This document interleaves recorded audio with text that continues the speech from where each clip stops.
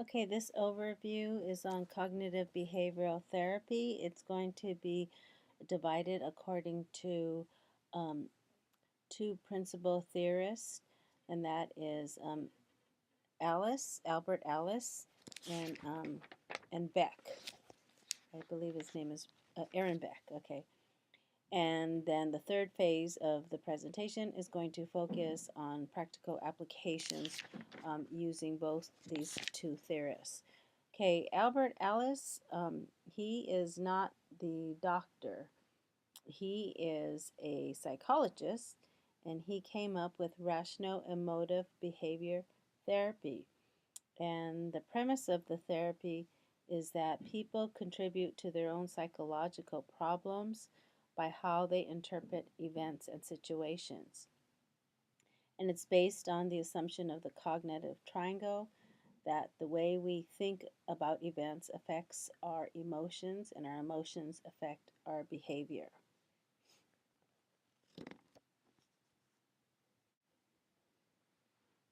Moving on with Alice's view of human nature, he sees that human nature, human beings are capable of rational and irrational thought, and that the purpose of rational emotive behavior therapy looks at having people accept themselves as being capable of this irrational thought. And the goal is to identify when those irrational thoughts occur in order to um, cognitively restructure those thoughts, because if you don't, they can lead to maladaptive behavior and distressing events. So again, his premise is that we do learn rational beliefs from our parents and from those around us, but we create irrational dogmas by ourselves, and we do this through reinforcement communication, self-defeating talk, self-defeating beliefs. Um, Ellis believes that blame is the core of most emotional disturbances, that when we blame ourselves and others, that causes that can contribute to irrational thinking. Um, he sees three basic irrational beliefs. I must do XYZ. Other people must treat me XYZ. I must get what I want when I want it. Um, and he said those three I must do, people must treat me a certain way, and I must get what I want, are at the core of dysfunctional beliefs and behaviors. And he uses the ABC framework, which stands for A, activating event, and B is belief. It's actually belief, emoting, and behaving is B, and C is the emotional and behavioral consequences. D is the disrupting intervention, and E is the effect. So basically, he states that it is not the activating event that causes distress in our life. It is how we view that event. B, which is believing, emoting, and behaving, how we respond to that event. And then the consequence of response is shown through emotional and behavioral consequences. And he believes he can disrupt this cycle. It's a cycle. He can disrupt through D, which is disputing the beliefs, the cognitions. And that will lead to E, a new effect, and F, a new feeling. So basically what he's showing us, this is a cognitive restructuring process, and it's helping clients to monitor their own self-talk, identify maladaptive behavior, and substitute adaptive self-talk for their negative self-talk.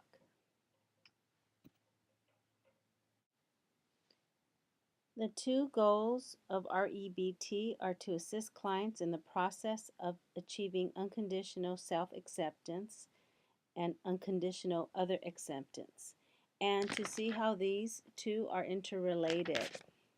He states that because he believes that human beings have a tendency to view selves and others as good or bad, worthy or unworthy.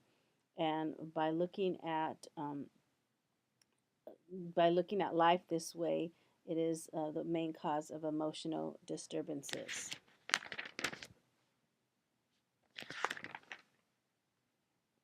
Okay, so the goal of the therapist is to focus on specific tasks, and the first step is to show clients how they have incorporated many of these irrational beliefs, the shoulds, the oughts, and the musts. And then the therapist is to dispute these clients' irrational beliefs and encourage the client to engage in activities that will counter their self-defeating beliefs and replace their rigid musts with preferences. Okay, a second step in the therapeutic process is to demonstrate to clients um, how clients are keeping their emotional disturbances active. So the first step is again to reiterate, to point out their irrational beliefs. The second step is to show how they are keeping these irrational beliefs active. Um, and also, the therapist's third step is to help clients modify their thinking and minimize their irrational ideas. The fourth step in the process is to challenge clients to develop a rational philosophy of life so in the future they can avoid becoming the victim of their own rational beliefs. The therapist takes the mystery out of the therapeutic process, teaching clients about the cognitive hypothesis of the disturbances and showing how faulty beliefs lead to negative consequences. He states insight alone does not help. Um,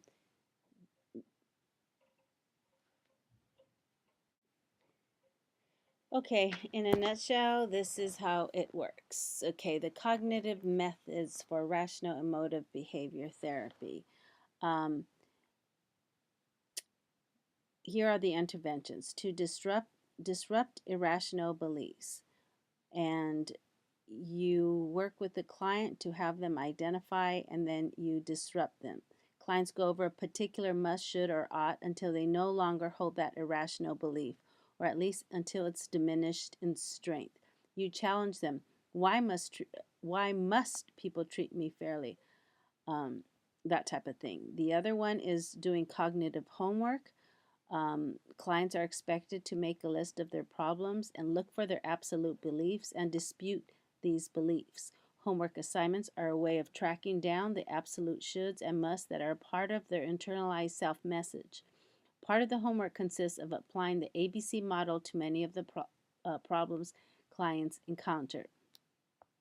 In carrying out homework, clients are encouraged to put themselves in high risk taking situations that will allow them to challenge their self limiting beliefs. Okay. Um, Changing one's language. REB contends that the imprecise language is one of the causes of distorted thinking process. Clients learn that must, ought, and should can be replaced by preferences. Instead of saying it would be absolutely awful, they learn to say it would be inconvenient if. Psychoeducation. REBT um, stresses the importance of psychoeducation.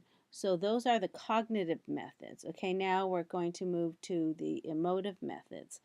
REB practitioners use a variety of emotive procedures, including unconditional acceptance, rational emotive role playing, modeling, rational emotive imagery, and shame attacking exercises. So these are the emotive techniques.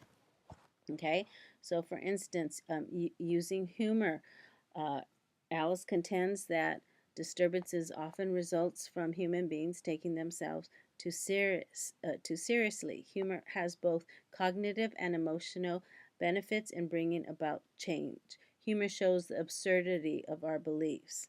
Role playing. Role playing has an emotive, cognitive, and behavioral component that can interrupt the client's thought process.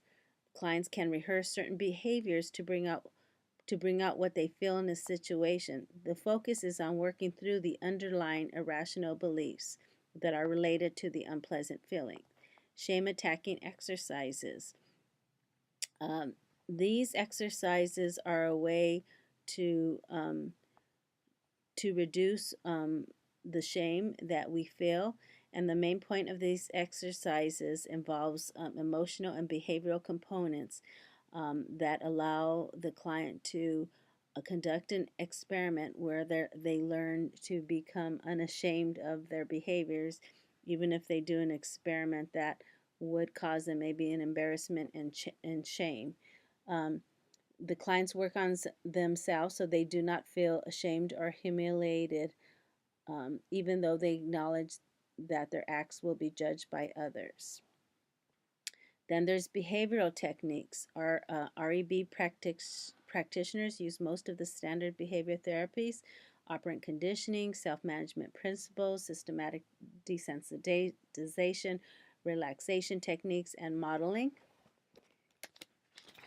And that is it. Okay, so for an overview of Albert Ellis's theory, see if I could remember this at the top of my head. Okay, he believes that the way people perceive the world, their irrational beliefs, are part of what happens when you grow up, and it's influenced by your parents and those around you. We develop these irrational beliefs. But the thing with these beliefs is that we reinforce them, we increase them, and we at times let them govern our life because they are ingrained in us. And part of the goal of rational emotive behavior therapy is to point out these irrational beliefs of this person should treat me this way, um, I must do XYZ, um, and he must or she must do XYZ.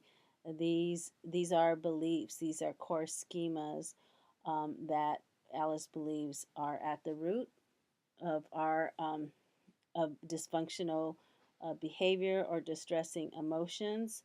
Um, and it's not until you shake those beliefs through these various exercises that are composed of cognitive restructuring exercises, emotive exercises, and behavioral exercises.